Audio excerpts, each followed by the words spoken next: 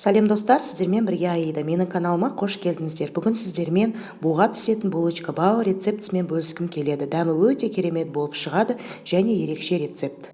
Ең алдымен ыдысымызға жылы суымызды құйып аламыз. Сосын ары қарай үстіне шекер саламыз. Ал енді үстіне ашытқымызды салып, жақсылап тұрып қасығымызбен бір араластырып шығамыз. Енді алдын ала електен өткізілген ұнымызды салып шығамыз. Ұнымызды салып болғаннан кейін үстіне дәміне қарай тұзымызды салып шығамыз. Сосын қолымызбен жақсылап тұрып илейтін боламыз.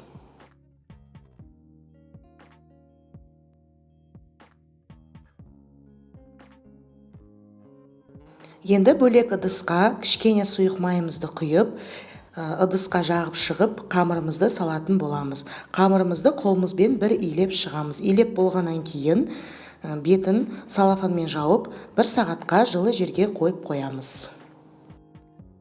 Енді салмасын дайындайтын боламыз. Қызып тұрған табамызға сұйық майымызды құйып, сосын ары қарай үстіне сиыр етінен фаршымызды салып, бір қуырып шығатын боламыз.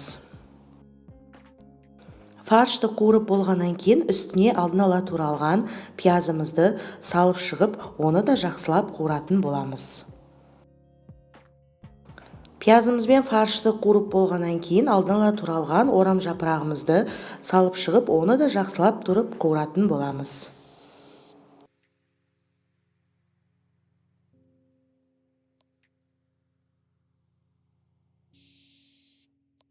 Дәміне қарай қарабұрыш және тұз сеуіп шығамыз. Өз қалауларыңызша кез келген дәмдеуіштерді сеуіп шықсаңыздар болады.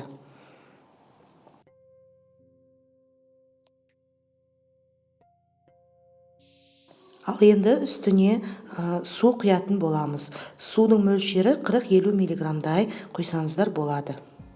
Табамыздың бетін жауып 10-15 минутқа газдың астын бәсейтіп, бұқтырып пісіретін боламыз.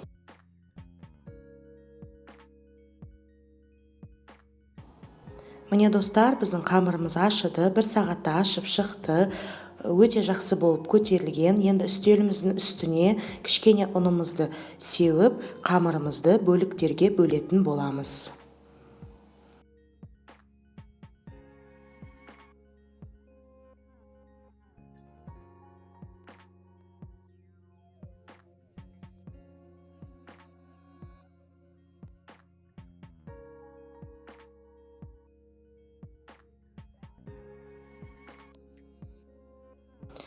Қамырымызды бөліп болғаннан кейін қамырларымызды шарик қылып орайтын боламыз. Менде 18 дана шықты.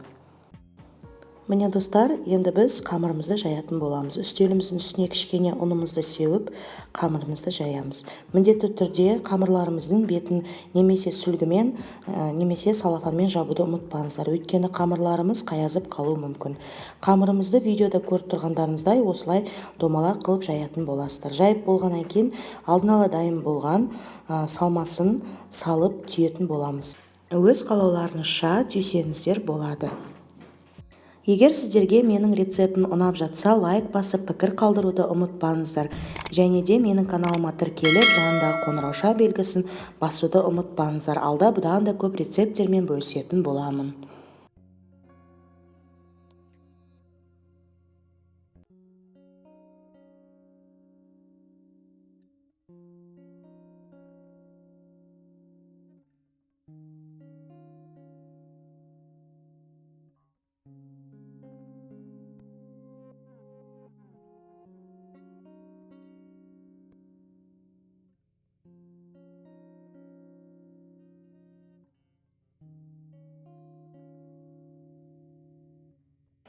Ал енді мультиваркамызды пароварка деген режимге қоятын боламыз 30 минутқа.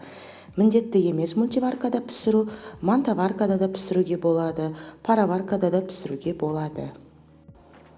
Енді булочка бауымыздың үстіне кішкене сұйық майымызды жағып шығатын боламыз.